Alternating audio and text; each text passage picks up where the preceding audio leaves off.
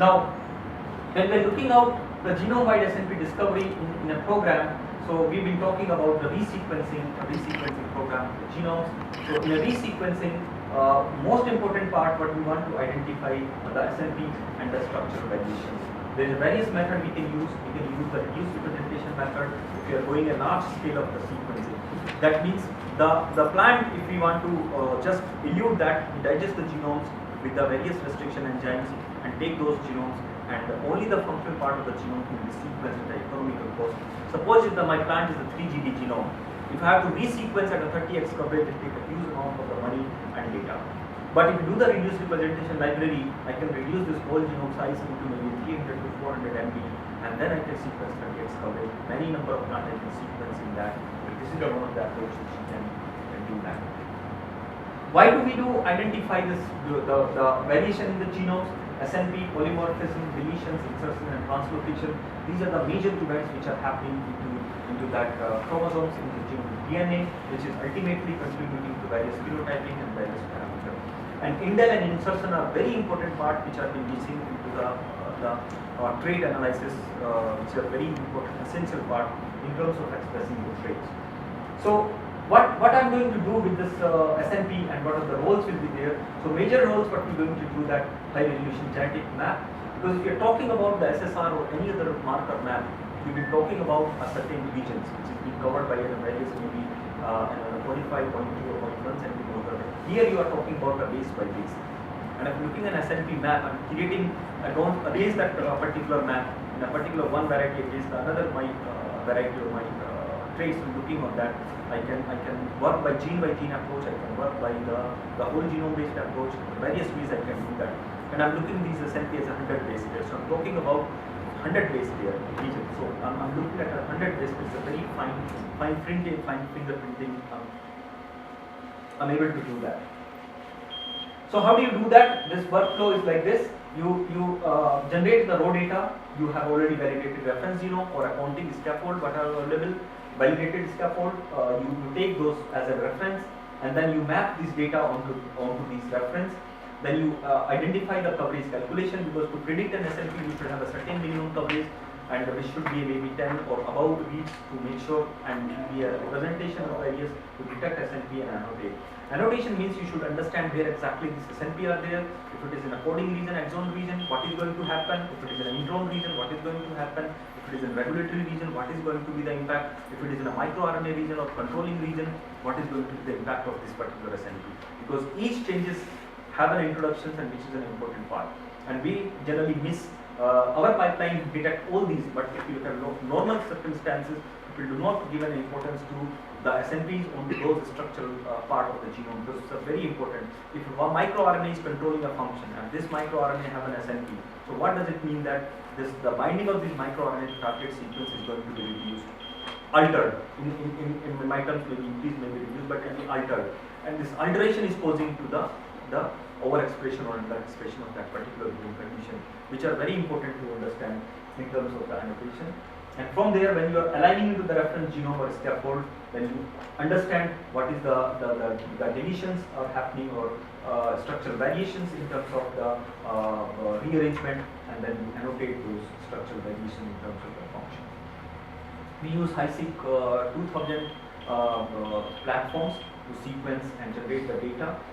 It is generating, if you say the base accuracy, it is an 85% as in a total database generating the data. But when we analyze the data and take this data in considerations, we take more than 98% of the data, which is high quality. That means if I'm generating 6 million base, so 85% of these reads will be having a quality basis. So 15% is filtered out from there, and whatever that 85 will be left, then will be again analyzed before it will going into the SNP discovery program. Because any changes, any variation ultimately is going to reflect on SNP. And then we have to invest the money in a wet lab to prove whether it is correct or not correct. So that is more important to understand the filtrations. These are the programs which we have initiated for the rice, grapes, populus, soybean, sorghum, and maize. And these are the data required, the size of the genomes, and these are the data required of 20x coverage, and the high quality data which is provided for SNP discovery program. So how do you identify? Suppose this is the one of the programs. So you have a number of the reads. So I'm telling you the number of the reads. So this is the read which has mapped onto the genome. So the coverage is, this is the called coverage. So you know the coverage, and then you see what is the AG, and then you have many read have A, many read have a G, and now you show that these are the real SNP. Suppose is only one read contain the G and the rest of the T is contain the A. So you need to filter out and qualify the reads which are looking, and ultimately when you cluster those SNP in various population, when you do a screening program, when you clustered out how many my plants from screening 200 plants, and a particular clustering on a particular genes, a particular traits or area, then you do the clustering analysis and identify what kind of clusters and how you segregate those. I'm just taking an example for the SNP discovery, especially into the rice genome. This rice, most of the people should know that. I'm just going to take. If you look at the estimate varieties, you know all about the rice. I don't need to know some of them. Many states are growing the rice production. Estimate is a 2 lakhs variety the rice existing in India. 4,000 varieties being cultivated. It's a very important, tremendous amount of the source are there. Size is 374 to 500 ml. Various quality levels imported to 48 chromosome employee. Our programs is what we do with the rice. So you have what this SNP is going to do the crop improvement programs. You started with that the problems. These are the current problem. You're looking for the drought resistance. You're looking for the amylase, blast, bacteria, and the grain quality. Is that what you're looking? And these are the program we want to improve by using this SNP programs. Then you identified and developed the chips and using these particular programs. You have the phenotype, you have the genotypes, you have the gene functions, and then you use these gene functions to build up this SNP database. Use this program and you come back here to understand how these programs will work. So what you do here is, like you have the various varieties and various traits, you do the various samples in the various area, use maybe a 44 chip or maybe any developed chip. These are the Affymetrix that you use any of the chips and you associate with this SNP haplotypes and phenotypes. And then you take it to the breeding program and check out whether you are not. So this is the 44 chips from Affymetrix which they have developed. The array has been detected in many varieties of the rice, including the India of Japonica. So it's working in all of these array, which is commercially available. Straight away going with that. But the major limitations it can detect in, but major limitations are there. The important trait is missing from here. Because each variety, if you have a 4,000 variety, why this 4,000 variety has been created? Or 2 lakhs variety are available, which is 4,000 cultivation. So each variety have an important area and important changes. What we are doing here is we only understanding a few variety and putting these SNP chip on that. We may not truly represent the information. We can have a preliminary information good whether economical manner, and we can work out at a one basic level, and then we can build up. So our program is we have a total list of the genes, we have a total list of the rice SNP. We have worked on the rice program, and we have an access to all the rice SNP by the various consortium data. We have created what is an accelerated rice genomics database, where we know each and every part of this rice and how rice SNP and how this functions into the various parameters. We have grouped these into the various traits also. So suppose if you have a variety of a particular rice, you have been observing on that. So what we can do is we can sequence those variety at a 30x or 40x coverage of the limited trait which are looking on that. Take those SNP on that and build up this existing database which is there, and we take those SNP from the existing which are commonly screened SNP and these SNP, and then we can make a combined fusion chips for which is more specific to your breeding programs, representing your trait also, and as well as the universal trait, universal SNPs from the very similar database also. So this is the one way which we can work out on that particular part. So SNP, if we one SNP that we can give it through the all 12 chromosomes can be has been selected into this 44,000. So if you look at the 10 kb, one SNP has been, but if you see on an average, if something is missing between 10 kb, you can miss out on that. So you have to see what kind of the fingerprint you want to make it, and based on that you have to do that. Most important part, we have a different traits. This is just an example. We know what are the genes are responsible for that and how these SNPs are there.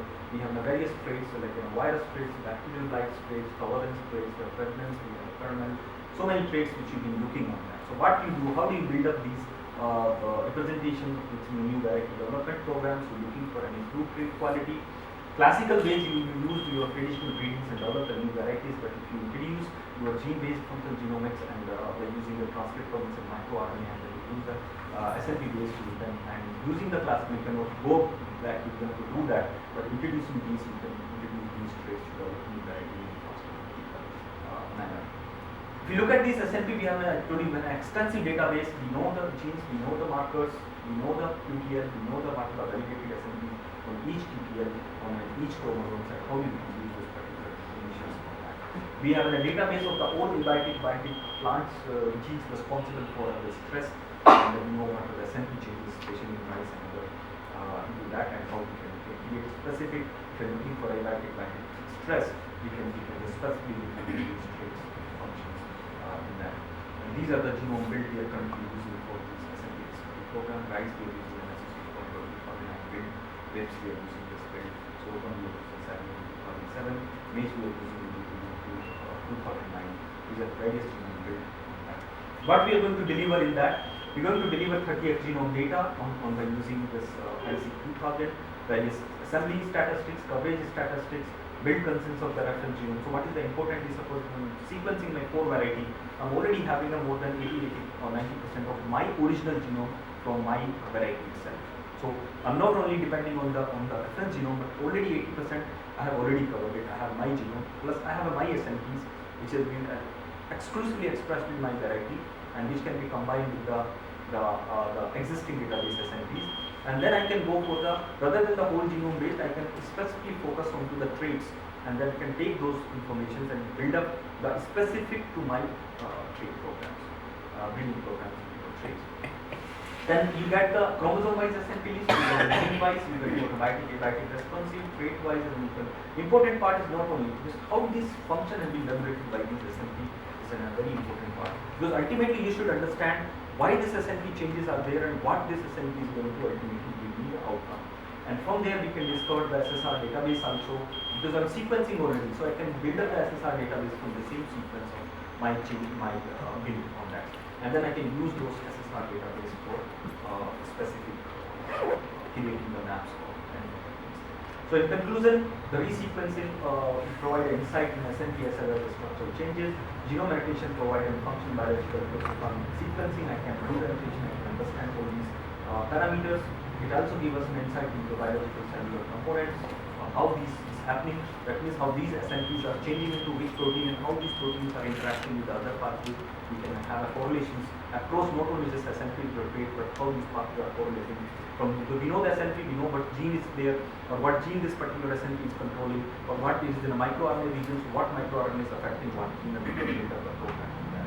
And then we can build up the genetic markers, and then we can understand the genetic diversity, what is happening, and ultimately we can improve the program to select the light line